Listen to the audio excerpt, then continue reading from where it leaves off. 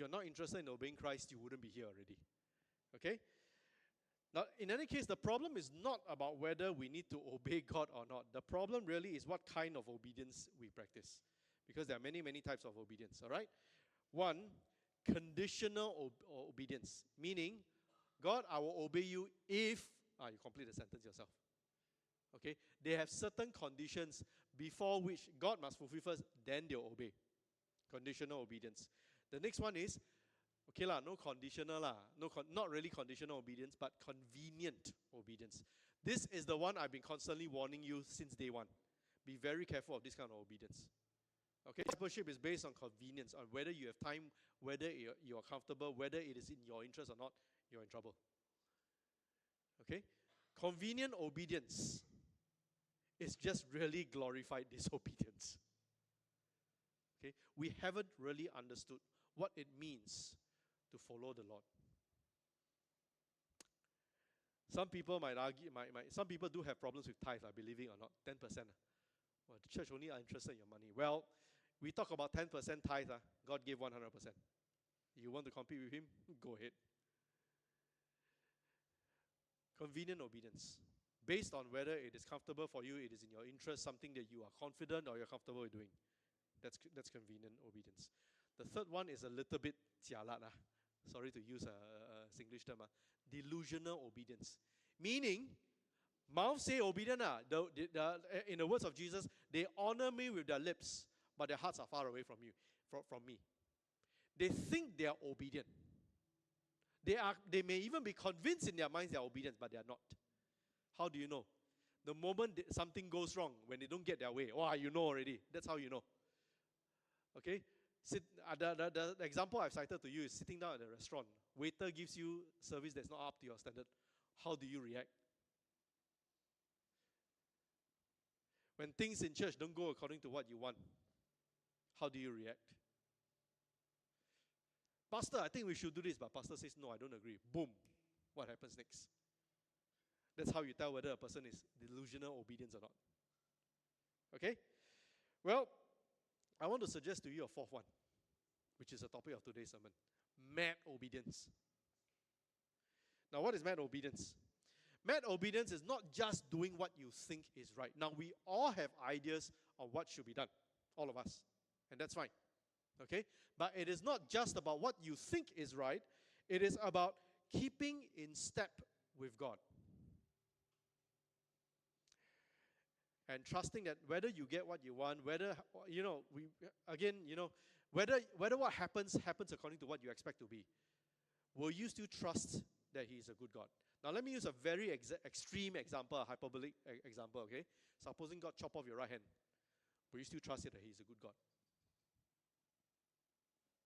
Okay? Mad obedience. Why is this not easy? Obviously not easy. I mean, if it's easy, everybody will be doing it. If it's so easy, you won't need me already. You won't need pastors. Everybody know how to follow the Bible themselves. Right? So why is it not easy? Well, two main reasons. One is that you have absolutely no control where God might lead you. And that's the scary bit. No control, no? You may choose a particular career. You may choose a particular course. You may choose a particular route of advancement. But that may not be where God leads you. May not even be where you want to go. The second reason, you cannot control. Now, already you're not in control over the destination. Already scary enough. Along the journey, you have no idea what God might do. You thought, okay lah, this is the way to go lah, okay? Then along the way, God tells you, no, do something else. Then how we reach the destination? Never mind, trust me, do this first. Okay, these two reasons, all right? So the point is this, as a Christian, if you're really serious about obeying God, you want to practice mad obedience, you must get ready for something. You will not be in control. Very scary. I cannot say that enough. Some of you who have tried to follow God, you have tried to live in faith, you know how that feels. All right? Now let's go to each component by itself, where He might lead you. Now this is scary for Singaporeans, especially for Singaporeans. Why? Because Singaporeans love plans. We love planning. Okay? Our kiasuism is manifested in the fact that we must have a plan for everything. Go toilet also need plan. It's a marker of effectiveness. And perhaps for us, planning gives us the sense that we are in control. Now, mad obedience means you have no idea where God might lead you next, which means mad obedience involves giving up control. Not just giving up control, giving up thinking that you're in control. Okay? I trust that at this point, your heart is beginning to sense that there's something not quite right already. Okay, something scary is coming up. If you really, really care and you're really serious about mad obedience, this is something that we have to face, we have to contend with. Sure, I give up control. Easy to say, but difficult to live out. Okay? Let's go to a very, very familiar story. We've all, Sunday school teach this story until it comes spilling out of the children's ears. Okay? Abraham and Isaac. Genesis 22. Abraham was told to sacrifice his son. Now, there is no chance of a mistaken identity because you know how God put it. Take your son, only son, the son whom you love. It's like, where else? It's like God telling me, okay, Bertram, I want you to take your wife, your only wife, the wife that you love. It's like, who else am I married to? God tells Abraham, take your son, your only son, the son whom you love, the son whom you waited for, that I made you wait for. Go and offer him up as an offering. Huh? You made me wait 90 over years for him, and now you just want me to just kill him like that. So, what does he do? He saddles his donkey, takes 2 young men with him. So basically, it's a party of 4. Now, where was he going? If anybody asked him, no, we're just going there. That general direction. You try doing that in CCK, lor. Got shut down immediately already. I want to bring this church to this place. So, Pastor, where? Don't know. Head west. We won't get very far. So, he's told to saddle his donkey, took 2 young men. Destination unknown. He's only saying, that God only told him, you take him to the mountain which I will show you. Then God, why can't you show me now? You tell me now, lah, then I can plot my course. No, just go. I will tell you. That's life with God, one. God doesn't always give you the full destination at one go. I told you it's scary, right? You just tell you go. Go where? That direction. I will tell you later on. You try telling that to a Singaporean, you die. We just had synod meeting. You imagine that the Archbishop telling the whole diocese, okay, next year we're going to do this. So Archbishop, how? Don't know. We just do. Whole synod will be in uproar. But that's what God did with Abraham. Go to the mountain which I will show you. And basically he's just supposed to go first, The mountain will be told to him later on. Now already his heart is sinking. He has to give up. This is the last time he will see his son alive. Now, you know the story, but let's pretend we don't. Abraham is facing the possibility that that's the last time he will ever see Isaac alive. And God knows, literally, God knows where that will be, God allowed him to agonize for 3 days. After that, he told him, okay, that mountain. You see the mountain there? Go, that one. So he goes, and along the way, not only Abraham himself having doubt, Isaac in question. Dad, you tell me we're going to offer a sacrifice. I got the wood here. Where's the sacrifice? Where's the animal? What is Abraham supposed to say? You are the animal. Cannot be, right? He evades Isaac's question. God will provide. I tell you, it is a very scary thing to say those words. I said those words in the process of looking at how we can raise funds for the church. I look at the building committee's faces. I look at my PCC members' faces. I don't blame them. I also feel the same. Yeah, God will provide. How? I don't know. As it turns out, on hindsight, He provide lah. But those things you want God to give you an answer and assurance. He doesn't want, no. He doesn't. And I hope you'll get used to that idea. You want to follow God. You want to obey God. You want to exhibit mad obedience. That's something you have to get used to. God doesn't always tell you the final destination. Okay? Now he evades Isaac's question. And then after they reach the place, put all the wood, everything nice already, then he proceeds to tie Isaac up. Now my question is this. Why isn't Isaac resisting? Huh? Oh, Dad, where is the sacrifice? Then tie, oh, so I'm the sacrifice. What? He just went lamely, is it? No, what? So the fact that Abraham can tie Isaac, and then remember, Isaac is young man. Abraham is by then easily 100 years old already. You want to overpower an older man, not too difficult. Okay? He proceeds to sacrifice Isaac. No resistance. I pause here and ask you one question. You want to obey God. How prepared are you to give up everything? Earlier this week, I discovered that my grip on certain things are not so strong. So sometimes I hold something, I just lose grip. I started getting worried. Is it some nerve problem? Do I need to go and see doctor? And then my next question, jialat. Shortest vicar stint ever in the history of the diocese. But after a while, I decided, you know what? As long as it doesn't get in the way of what I need to do, no worries about that. Will you give up everything? I'm pausing here because it's a very, very loaded question. Easy to say. Yes, Lord, I'm prepared to give up everything. Really? Now, I don't doubt. I'm not saying I doubt. But I'm saying, are you aware of the ramifications of what you're saying? The impact of what you're saying? Okay? Now, happily in Isaac's case, stopped by an angel or saved by an angel. Now, as I've often told you all, whenever you read the Bible, be prepared for the possibility that there are more than one layers to understand that part of the passage. Okay? Abraham was saved from having a sacrifice, from making a sacrifice out of his son. Isaac was saved from death. This is, as I've already pointed out to you, a foreshadow of what Jesus is about to do for us. Jesus went to the cross so you and I don't need to. Okay? So it's not just Abraham was saved, Isaac was also saved. They were shown a ram. Now, of course, to me, I'm a little naughty. Hey, rams are not quiet creatures. If a ram is struggling in a thicket in a bush, surely I can hear, right? Why didn't I spot the ram in the first place? I don't know. I really don't. Okay? Abraham was shown a ram, and subsequently, this is the first time we are introduced to the notion of substitutionary sacrifice. Like I said, it is a foreshadow of what Jesus is about to do. And as a result of Abraham's readiness to obey God, mad obedience, God blessed him. Now, why was Abraham able to demonstrate, or the word I like to use is evince, not just to demonstrate, I demonstrate for sure, but to evince means I live it out. Why was Abraham able to evince mad obedience? What is it that he knew we didn't? Now, as it turns out, he doesn't know that much more than we do,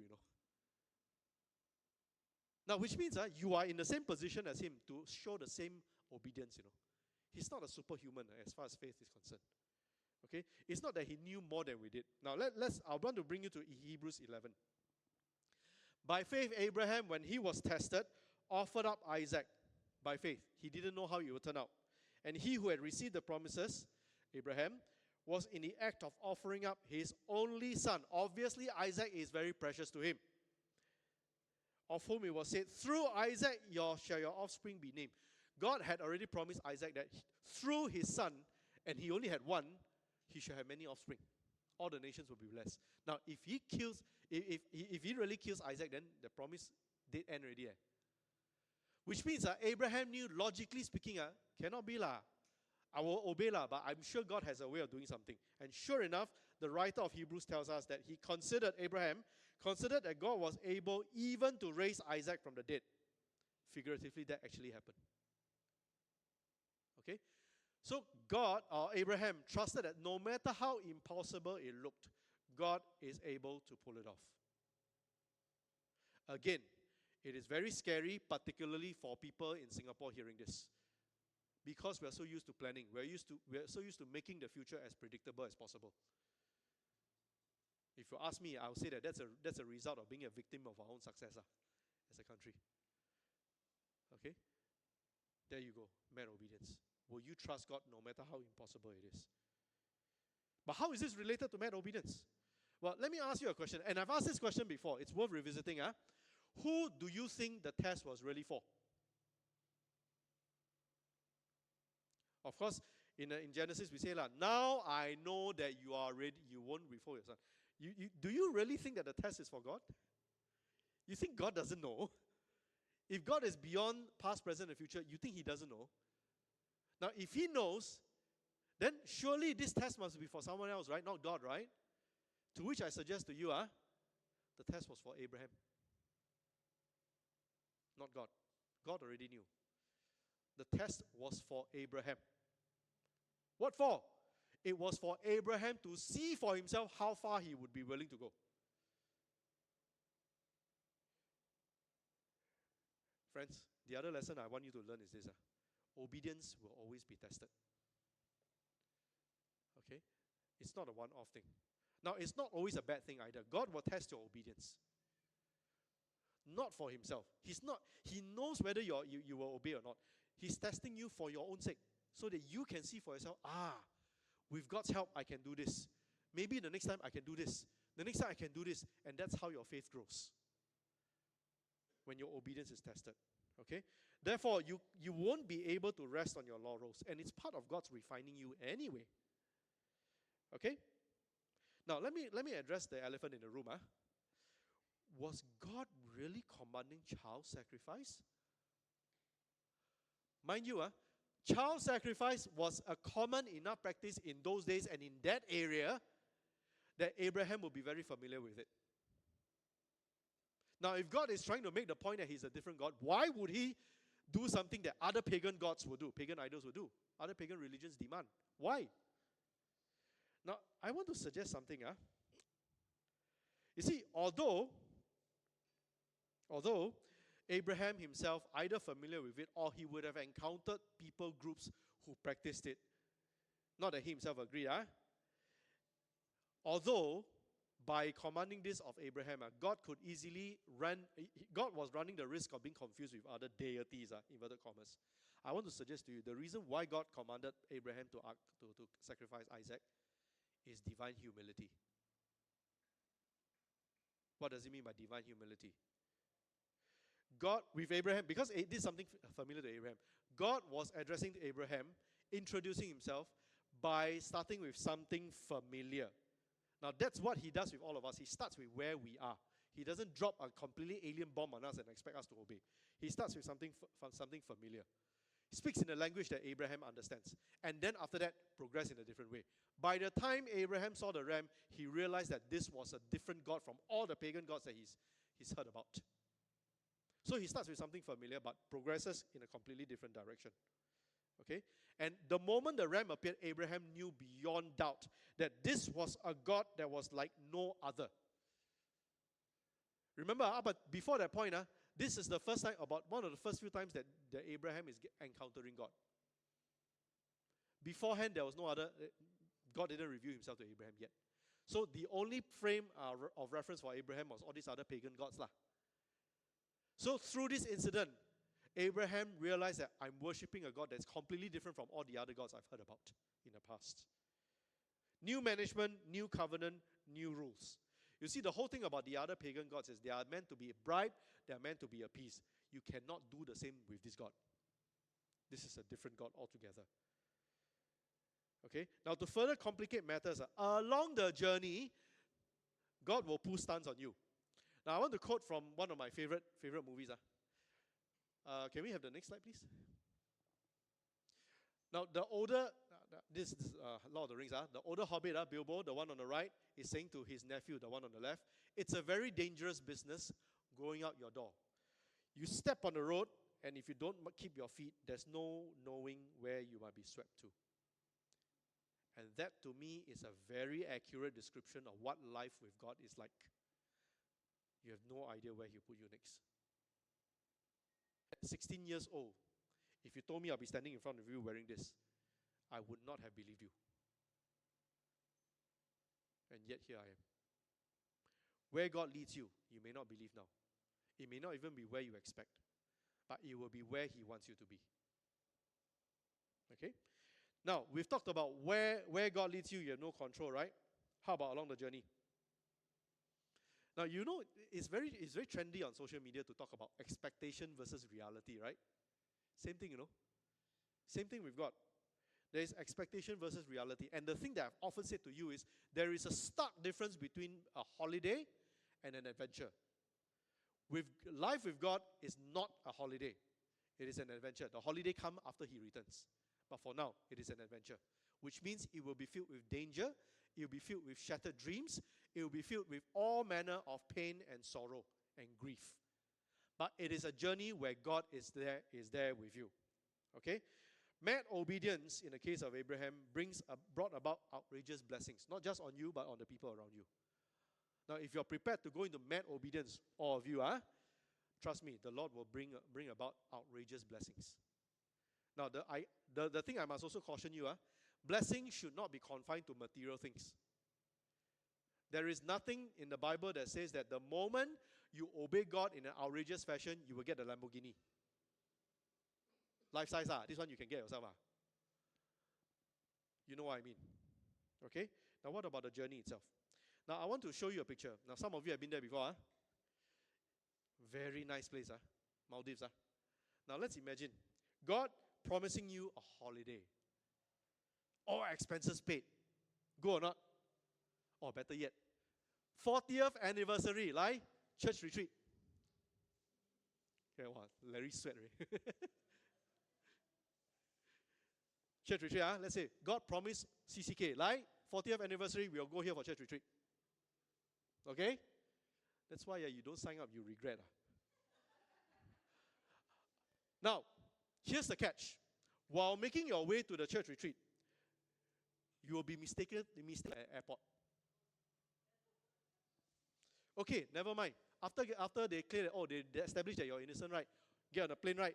Plane crash. Wow, survive the plane crash, never mind. Okay, let's take a ship there. Kena shipwreck.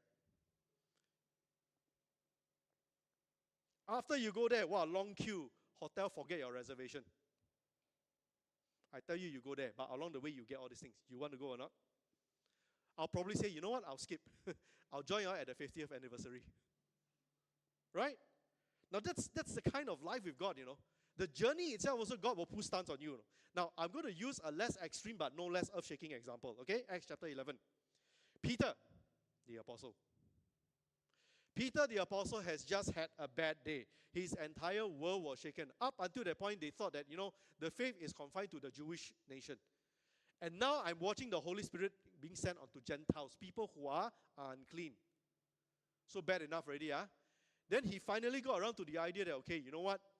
Whoever God has called clean, I have no right to call unclean. Okay, Lord, associate with them, Lord. Gonna whacked by his own fellow Jewish believers. He was accused of associating people who were not fully Jewish. Now, you have to understand, that was their understanding of what conversion was about. You want to be converted, you want to belong to God, you have to be a Jew. So that means you have to be converted to Judaism. Now, the fact that he associated with them means ritually he's compromised. Kind of strange, right? Jews, Gentile believers, you fear the same God, but there's still a division between Jew and Gentile.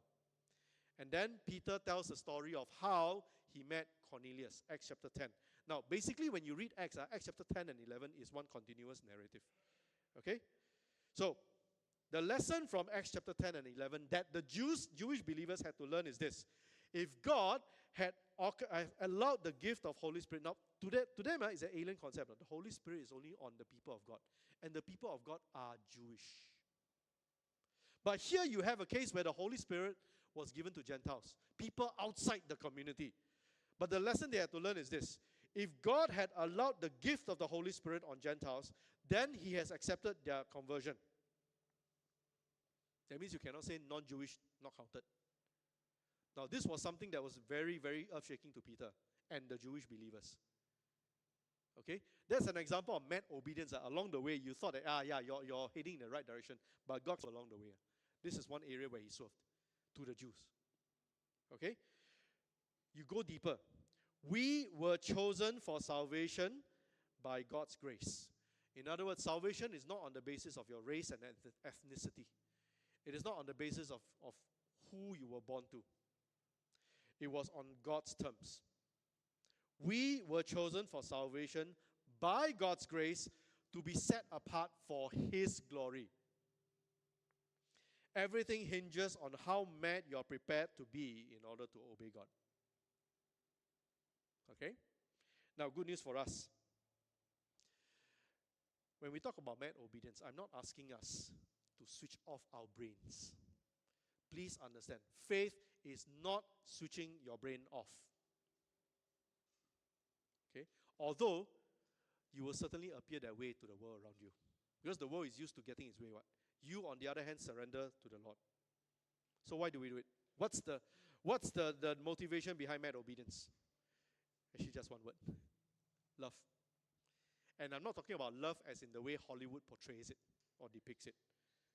I'm talking about love as described by Jesus. John chapter 13. Now, we've just come out of Holy Week, so you're familiar with this. A new commandment I give to you, that you love one another, just as I have loved you. And this is how the world knows that we are his disciples, the way we love one another. Okay? We're used to loving those who love us or those who bring value to us. But what about those who don't? Those who disappoint us, those who cause us pain. Can we still love? Possible. Difficult or not? Yes. That's why we need God's help. It's easy to love those who love you. It's more difficult to love those who cause you pain. Okay? Now, what does mad obedience, or rather, can we, now let me answer a question. Can we still love? Yes, because Christ commands it. And because he himself did it. So we have no excuse. You cannot say, yeah, you don't know how it feels like. Well, he does. He's done it. Now, what does mad obedience look like in CCK? Now, the praise leader is not here. We always have, I'm very amused by this. It's very endearing. This praise leader will always say, okay, now before we start the worship, can you please go to 5 people and say it is a blessing to be. Remember, I almost noticed all our praise leaders got pattern on. And this particular praise leader's pattern is, before he starts, go to 5 people and say, blessed, how blessed are we to be here? Don't look around, don't guess, you can guess all you want. Okay, I could imitate the other praise leaders if you like. I was planning to save that for the church retreat. I know how Chris behaves. All right, you remember that? Go to 5 people, and I say that's a wonderful practice. But here's the thing. Who are the 5 people you normally go to? Either there are people in your clique, or there are people seated within your immediate vicinity. You notice during communion, I always say, take your time, don't rush when we share the peace. You know? That's for the reason. I want everybody to move all over the hall. Okay? That's what mad obedience looks like, right? Now we go a little bit beyond that. We make friends outside our usual clique. It's very easy to see. Okay? Look around here. After service, who are the people you hang around? Sometimes you hang out outside the or in the canteen. Now you go to St. John's Chapel, it's very interesting. If you remember your time in St. John's Chapel, the canteen. If you look at the canteen stores, the car park is here. If you remember, car park is here, Parade Square here. You can tell from this side to this side, the age will change. All the old folks will be on this side. Then as you go towards here, the age starts to decrease. Profiles start to change. All the families will be on this side. I have no doubt at all. Later on, we got post-service refreshment. You go and see the profile of where you sit. You will tell a story. Nothing wrong lah. It's just something cute to think about. Go and see. Observe later. Okay? Right. Now, I'm urging you to make friends beyond that. Oh, sure, we talk to one another. Try to talk to somebody outside your usual circle. Okay? Don't just talk. Take an interest in the other person's walk with the Lord. Okay? Next point. Being committed to a cell group. Interestingly enough, and curiously enough, there are still people in CCK not attending any cell group. I won't demand an account from you why.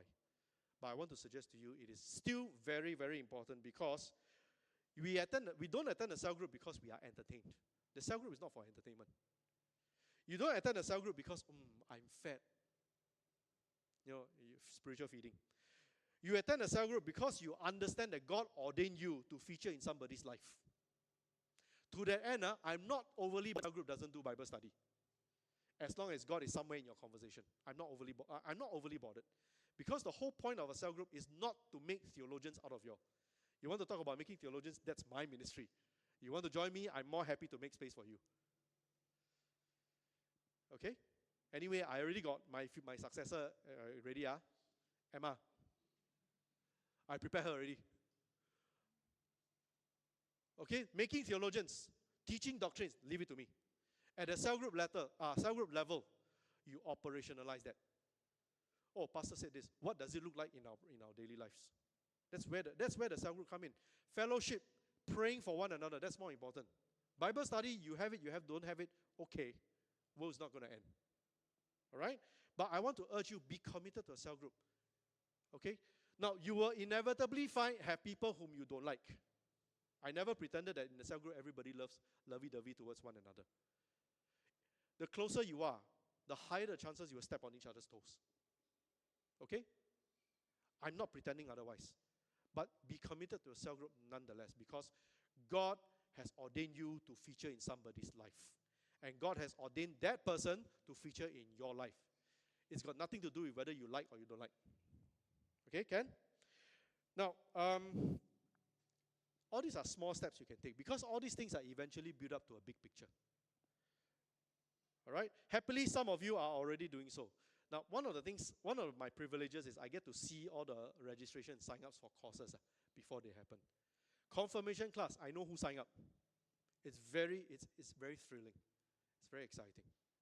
God is already doing a big work in CCK. Now, whether or not you notice is a different story. Remember, God's pattern is not to do everything big and spectacular.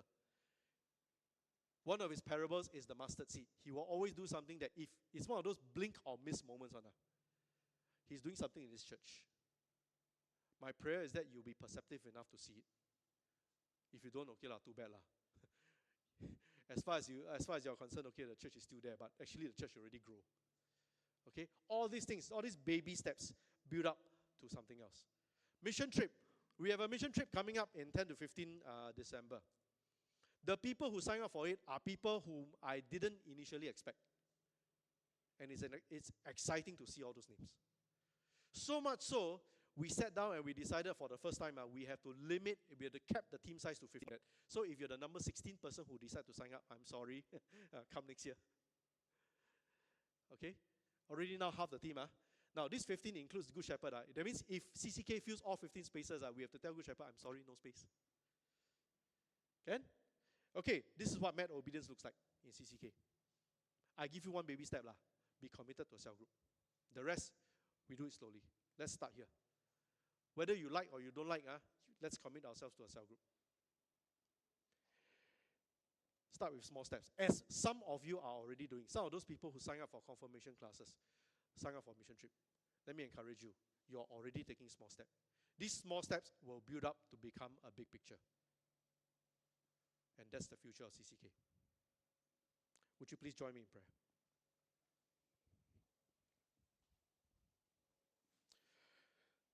Let's take a moment. Mad obedience is one of those very entertaining topics, but for us, each individually and as a church, to actually want to live it out, to evince that mad obedience, it's going to take a conscious decision on your part. You will have to decide for yourself here and now that this is the kind of obedience I want to evince, I want to have for my life.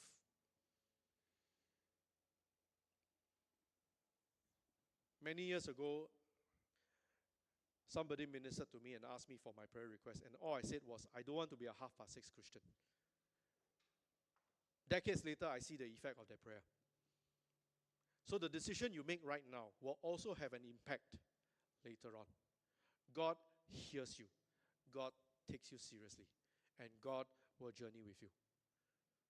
You will face difficulties, you will face pain, but He will be right there with you. He will not leave you to face this alone. Can I encourage you in your hearts? Make the decision today. Lord, I want to have mad obedience. I want to obey you to such an extent the world considers me mad.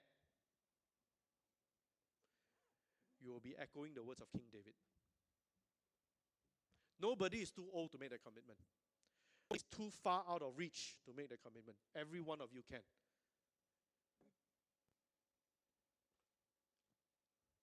Let us renew this mad obedience to the Lord afresh.